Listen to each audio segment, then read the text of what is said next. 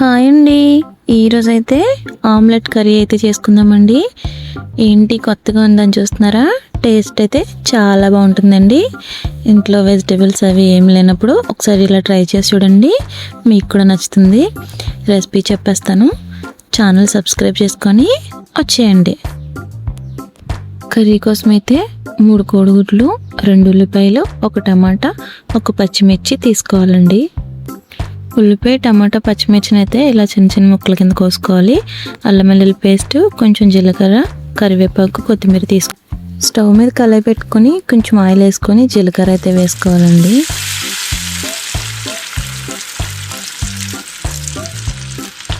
జీలకర్ర వేగేటప్పుడే ఇందులోకి అయితే కొంచెం కరివేపాకు కూడా వేసుకోవాలి. వేసుకొని కరివేపాకు చిటపట్లాడే వరకు బాగా వేపుకోవాలి. ఇందులోకి కోసి పెట్టుకున్న ఉల్లిపాయ, పచ్చిమిర్చి ముక్కలను అయితే వేసుకోవాలి. వేసుకొని ఒకసారి బాగా కలుపుతూ వేపుకోవాలి. ఉల్లిపాయలు ఇలా వేగిన తర్వాత ఇందులోకి కోసి పెట్టుకున్న టమాటా ముక్కలను కూడా వేసుకోవాలి. వేసుకొని ఒకసారి బాగా కలుపుకోవాలి. ఇందులోనే కొంచెం సాల్ట్ అయితే వేసుకోవాలి, కొంచెం కారం కూడా వేసుకోవాలి. వేసుకొని ఒకసారి మొత్తం బాగా కలుపుకోవాలి.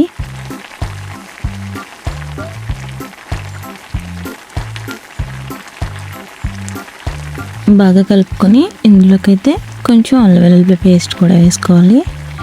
వేసుకొని మొత్తం బాగా కలుపుకోవాలి. కలుపుకొని ఒక 2 నిమిషాలు అయితే బాగా మగ్గించుకోవాలి. మూత పెట్టుకొని 2 నిమిషాల తర్వాత మూత తీసుకుంటే టమాటా, ఉల్లిపాయ అయితే బాగా మగ్గిపోతుందండి. ఇలా ఆయిల్ పైకి తేరే వరకు అయితే బాగా దగ్గరికి ఫ్రై చేసుకోవాలి. ఒకసారి మొత్తం బాగా కలుపుకోవాలి. బాగా కలుపుకొని కళాయిలో అయితే ఇలా మొత్తం బాగా స్ప్రెడ్ చేసుకోవాలి. మొత్తం బాగా స్ప్రెడ్ చేసుకుని 3 కోడిగుడ్లని బాగా సాల్ట్, కారం వేసి బీట్ చేసుకొని పైనుంచి అయితే ఇలా వేసుకోవాలి.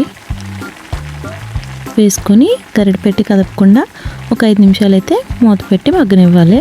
5 నిమిషాల తర్వాత అయితే మూత తీసుకొని ఒకసారి గరిటెతో ఇలా చుట్టూ కదుపుకోవాలి. కదుపుకొని ఇంకొక వైపుకి అయితే తిప్పుకోవాలి. ఇలా మొత్తాన్ని ఇంకో వైపుకి అయితే తిప్పుకోవాలి. తిప్పుకొని ఇంకో 5 నిమిషాలు అయితే బాగా మగ్గించుకోవాలి. 5 నిమిషాల తర్వాత ఒకసారి మూత తీసుకొని చివరిగా కొత్తిమీర వేసుకొని దించేసుకోవడం అండి. ఆమ్లెట్ కర్రీ అయితే రెడీ. చాలా బాగుంటుందండి వేడి వేడి అన్నంతో తింటే. నచ్చితే ఒకసారి మీరు కూడా ట్రై చేయండి.